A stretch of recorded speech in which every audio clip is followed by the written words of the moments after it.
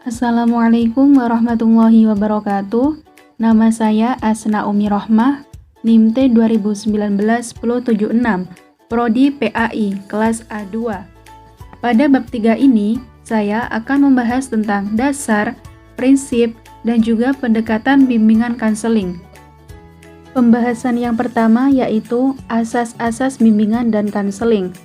Betapa pentingnya asas bimbingan kanseling ini sehingga dikatakan sebagai jiwa dan napas dari seluruh kehidupan layanan bimbingan kanseling. Apabila asas ini tidak dijalankan dengan baik, penyelenggaraan bimbingan dan kanseling akan berjalan tersendat-sendat atau bahkan terhenti sama sekali. Nah, asas-asas ini terdiri dari beberapa asas.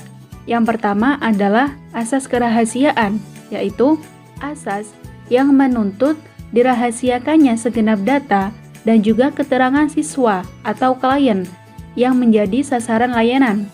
Jadi, data atau keterangan itu tidak boleh atau tidak layak untuk diketahui oleh orang lain.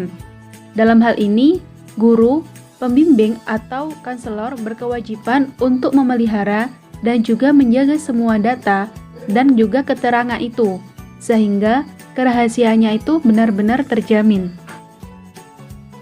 Yang kedua adalah asas kesukarelaan, yaitu asas yang menghendaki adanya kesukaan dan kerelaan siswa atau klien untuk menjalani layanan atau mengikuti kegiatan yang diperuntukkan baginya.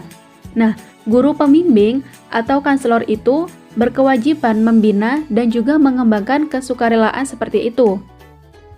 Asas yang ketiga adalah keterbukaan, yaitu asas yang menghendaki agar siswa atau klien yang menjadi sasaran layanan kegiatan untuk bersikap terbuka dan juga tidak berpura-pura, baik dalam memberikan keterangan tentang dirinya sendiri maupun dalam menerima berbagai informasi dan materi dari luar yang berguna bagi pengembangan dirinya. Nah, peran konselor tersebut berkewajiban untuk mengembangkan keterbukaan klien. Yang keempat adalah asas kegiatan, yaitu asas yang menghendaki agar siswa yang menjadi sasaran layanan dapat berpartisipasi aktif dalam penyelenggaraan atau kegiatan bimbingan. Jadi, guru ini atau peran konselor tersebut selalu mendorong dan juga selalu memberikan motivasi secara terus-menerus kepada peserta didik supaya aktif dalam setiap layanan kegiatan yang diberikan kepadanya.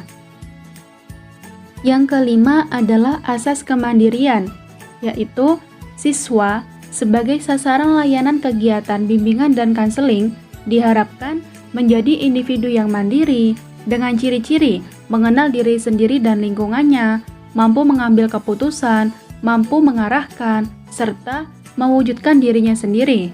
Nah, peran konselor tersebut hendaknya mampu untuk mengarahkan segenap layanan bimbingan kanseling bagi berkembangnya kemandirian siswa. Yang keenam adalah asas kekinian, yaitu asas yang menghendaki agar objek sasaran layanan bimbingan kanseling, yakni permasalahan yang dihadapi siswa adalah dalam kondisi yang sekarang. Adapun kondisi pada masa lampau dan masa depan dapat dilihat sebagai dampak dan juga memiliki keterkaitan dengan apa yang ada dan apa yang diperbuat siswa pada saat sekarang. Asas yang ketujuh adalah kedinamisan. Siswa atau klien hendaknya selalu bergerak maju, tidak monoton, dan juga selalu terus berkembang serta berkelanjutan sesuai dengan kebutuhan dan juga tahap perkembangannya dari waktu ke waktu. Yang kedelapan adalah asas keterpaduan, yaitu guru pembimbing maupun pihak lain saling menunjang keharmonisan. Nah, dalam hal ini, adanya kerjasama dan koordinasi dengan berbagai pihak yang terkait dengan bimbingan kanseling menjadi amat penting dan harus dilaksanakan dengan sebaik-baiknya. Yang kesembilan adalah asas kenormatifan, yaitu bimbingan kanseling didasarkan pada norma-norma, baik dari norma agama, hukum, peraturan, adat istiadat, ilmu pengetahuan, dan juga kebiasaan yang berlaku. Nah, bimbingan konseling ini harus dapat meningkatkan kemampuan siswa dalam memahami dan juga mengamalkan norma-norma tersebut. Nomor 10 adalah asas keahlian. Nah, dalam hal ini, pelaksanaan layanan kegiatan bimbingan konseling lainnya hendaknya merupakan tenaga yang benar-benar ahli dalam bimbingan dan konseling. Nomor 11, asas alih tangan kasus. Jadi, guru pembimbing atau konselor tersebut dapat menerima alih tangan kasus dari orang tua, guru-guru lain, atau ahli lain. Nah, demikian pula, sebaliknya guru pembimbing dapat mengalihtangankan kasus kepada pihak yang lebih kompeten, baik yang berada di dalam lembaga sekolah maupun di luar sekolah. Nomor 12 adalah asas Tut'uri Handayani, yaitu dapat menciptakan suasana mengayomi atau memberikan rasa aman untuk mengembangkan keteladanan dan juga memberikan rangsangan dan dorongan serta kesempatan yang seluas-luasnya kepada siswa untuk maju. Nah, dari ke-12 asas bimbingan konseling tersebut, pada dasarnya menegaskan bahwa para konselor tersebut merupakan para ahli yang memiliki kemampuan untuk membimbing kliennya, baik secara ikhlas maupun profesional, sehingga mereka mampu untuk meningkatkan taraf kehidupannya yang lebih baik. Pembahasan selanjutnya adalah prinsip-prinsip bimbingan dan konseling. Prinsip berasal dari asal kata prinsipra, yang artinya permulaan dengan cara tertentu yang melahirkan hal-hal lain, yang keberadaannya bergantung pada pemula itu. Prayitno mengatakan, prinsip merupakan hasil kajian teoritis dan telaah lapangan yang digunakan sebagai pedoman pelaksanaan sesuatu yang dimaksudkan. Nah, dari pendapat itu dinyatakan bahwa prinsip bimbingan konseling merupakan pemaduan hasil teori dan praktik yang dirumuskan dan juga dijadikan sebagai pedoman, sekaligus dasar bagi penyelenggaraan pelayanan. Macam-macam prinsip bimbingan dan konseling.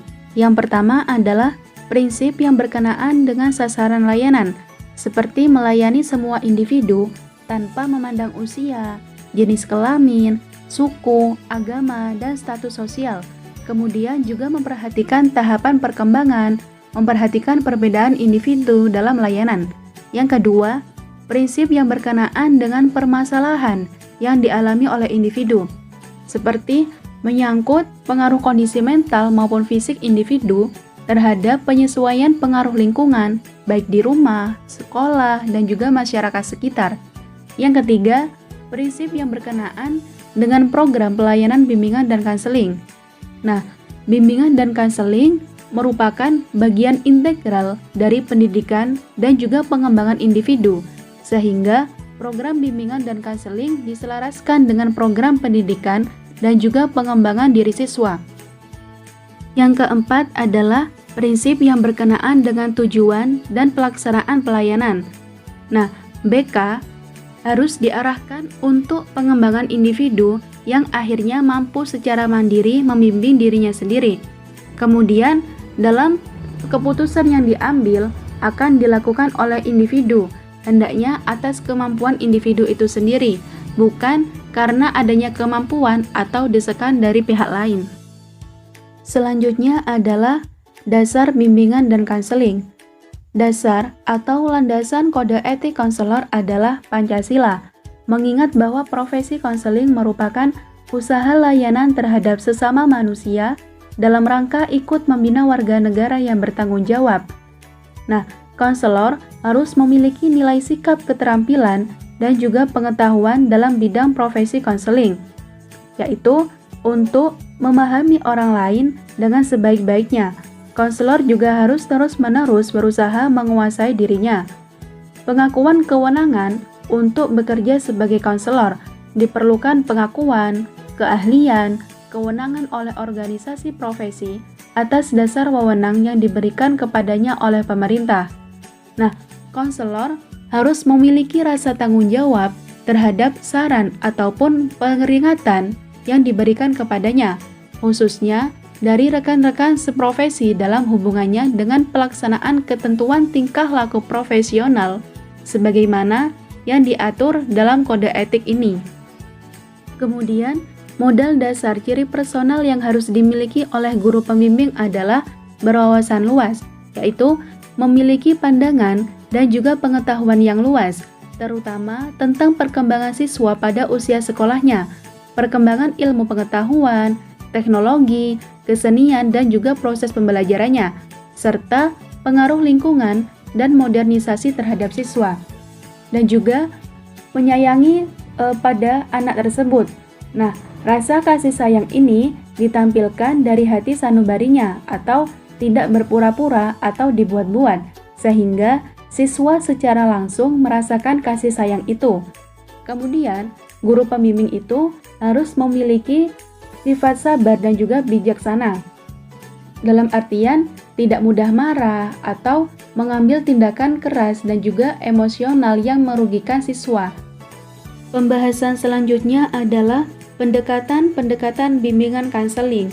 Iis Haryati tahun 2009 menyatakan bahwa setiap pendekatan memiliki pandangan yang berbeda tentang sifat manusia, pribadi manusia, kondisi manusia, dan lain sebagainya. Pendekatan yang pertama adalah psikoanalitik, bahwa manusia pada dasarnya ditentukan oleh energi psikis dan pengalaman dini. Adapun perkembangan dini penting, karena masalah kepribadian berakar pada konflik masa kanak-kanak yang direpresi. Yang kedua adalah pendekatan eksistensial humanistik, yaitu berfokus pada sifat dari kondisi manusia yang mencakup kesanggupan untuk menyadari diri, kebebasan untuk menentukan nasib sendiri, kebebasan, dan juga tanggung jawab. Yang ketiga, pendekatan client-centered. Dalam konteks hubungan konseling, klien mengalami perasaan-perasaan yang sebelumnya diingkari. Yang keempat adalah pendekatan Gestalt, bahwasanya manusia terdorong ke arah keseluruhan dan integrasi pemikiran, perasaan, serta tingkah laku. Yang kelima, pendekatan analisis transaksional, yaitu manusia dipandang memiliki kemampuan memilih.